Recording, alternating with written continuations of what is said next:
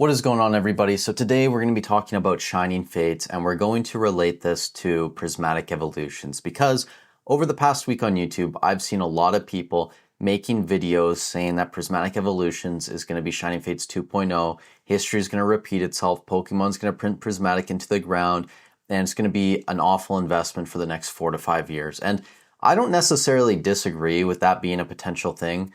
But in this video, I kind of want to just take a contrarian approach to that because why not? I mean, it's always fun to take devil's advocate roles in every argument. So today, I mean, a lot of people, just to frame the argument, right? Shining Fates 3 or 4 years ago, 4 years ago basically at this point, was fairly expensive out the gate. These ETBs were around $80.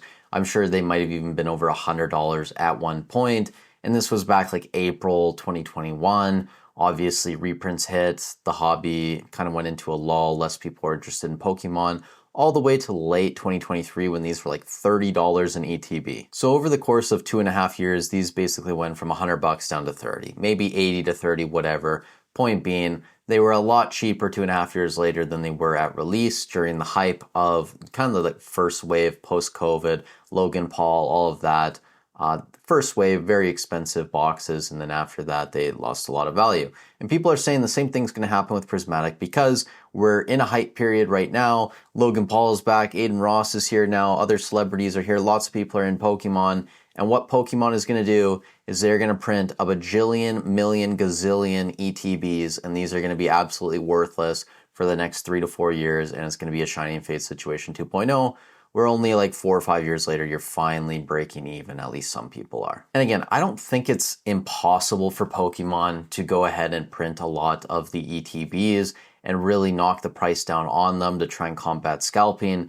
But the reality is, unless they're printing ETBs, super premium collections, even like the mini tin displays, PCTBs, something along the line is going to get scalped when it's Prismatic Evolutions. Because the reality is, this set is way better than Shining Fates, and we'll look at some of the cards in Shining Fates, right? You have the Charizard VMAX up top. It's about $113, $114 right now. The Skyla Full Art is the second most expensive card, around $12, $13. Suicune is third most expensive at $8. Ditto VMAX around $8 as well. And then the Galarian Ponyta is the fifth most expensive card in the set at $6.13. And the total set value on Pokedata.io is $448.50. $450. Now, if we compare that to Prismatic Evolutions right now, this set value is $6,660 currently. And the top card, $1,255, the Umbreon. Then you have the Sylveon, Leafeon, Espeon, Jolteon, Glaceon, Vaporeon, Flareon, Roaring Moon, Sarah, you get my point, right? Like, this set is so deep. The fact that anyone is trying to compare this to Shining Fates, because the reality is, even if Pokemon prints a gazillion, billion, trillion, million ETBs, we're never going to get close to a set value on Prismatic Evolutions of $450. And honestly, I think it would be very difficult even for the Umbreon EX to be less than $450 at any point in the cycle of Prismatic Evolutions. And I've also heard people say that they just don't like the crowns. The crowns are stupid. Everyone's going to realize that they friggin' hate these crowns and they're awful and they're going to move on to bigger, better things possibly in the future. The reality is, these are the Eeveelutions, which are some of the most popular Pokemon in the game today. Umbreon is probably right up there with Charizard, maybe Mew and Pikachu. And you have to be delusional to think that people just aren't going to want to open these cards in the future. You know, like, think about your girlfriend, right? If she puts on a ridiculous looking hat, are you just going to dump her? Are you never going to want to spend any time with her ever again just because she's wearing a dumb hat? No. And it's the same thing with Pokemon cards, guys. Most people do not care that there's a little crown on the head of these Pokemon. And honestly, in some of them, it really isn't even that noticeable. Like the Jolteon, the Sylveon, it's like almost camouflaged, honestly. Same thing with the Vaporeon. Like, people do not care. They want to chase the Pokemon inside. And on top of that, Prismatic Evolutions has Demigod packs and it has God packs, which means you have the potential to open probably one of the most valuable packs in Pokemon history. And compare this to Shining Fates. You have a Charizard VMAX. Sure, fair enough. That's great. Everybody likes Charizard. It's expensive. But outside that, what do you have in this set? You have Skyla, you have a Suicune that's not even a full art, you have a Ditto VMAX full art, a Galarian Ponyta, a Yamper, a Galarian Rapidash. Like, none of these are popular Pokemon. None of these are cards that anybody actually wants outside of the Charizard. So this really is a one-trick pony, Shining Fates, and that's why the set was so cheap for so long. And in reality, if Pokemon does decide to print Prismatic to the ground, I think it's more going to be like a Crown Zenith 2.0 situation, where this got a massive reprint. Crown Zenith was everywhere. These ETBs at the low were maybe like $30, $35. You could see though, 6 months later, post reprint, they were already up in the $50-ish range. And then by October, even closer to mid 50s than low 50s, maybe even $60-ish before Pokemon took off. And that's somewhere between like a 50 and 100% return on a box in a lull in the hobby that was printed into the ground. And the reality is, Crown Zenith is a very deep set, and that's why it rebounded super fast. People like opening Crown Zenith. They want to chase the Giratina. They want to chase the other gold cards. They want to chase the Mewtwo V-Star. There's a Leafeon in there, a Glaceon, a Suicune that's actually decent and a full art, Deoxys, Darkrai, Entei, Raikou. Like, it's a stacked set, and that's why it rebounded fast, because people want to open it.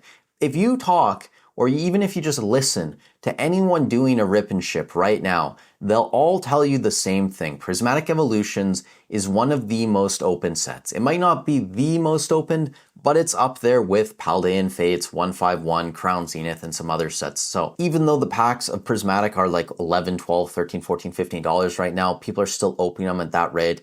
You would have to be delusional, I think, and genuinely delusional to think that Prismatic Evolutions is going to be a Shining Fates 2.0 situation. Now, I do think there are going to be sets that get a Shining Fates treatment over the next few years, and I think Journey Together could be one of those sets. Guys, I got so much shit for not pre-ordering this box at MSRP when nobody even knew which cards were inside the set. I had everyone telling me it was a bad decision. This is now a $200 box. If you guys want to go sell this box on eBay right now, you're basically breaking even after paying fees and shipping. And this is just not a very popular set. Whatever anyone says, you have a Clefairy, a Salamence, a Zoroark, cool. Like, there's a few decent cards, but not a ton of depth. I really like the Articuno, the Wailord's cool as well, but there just isn't super crazy cards in here that people want to chase, that people will get excited about in the future. Outside of this, I think some of the other possible sets that could get a Shining Fates treatment, as ridiculous as it sounds,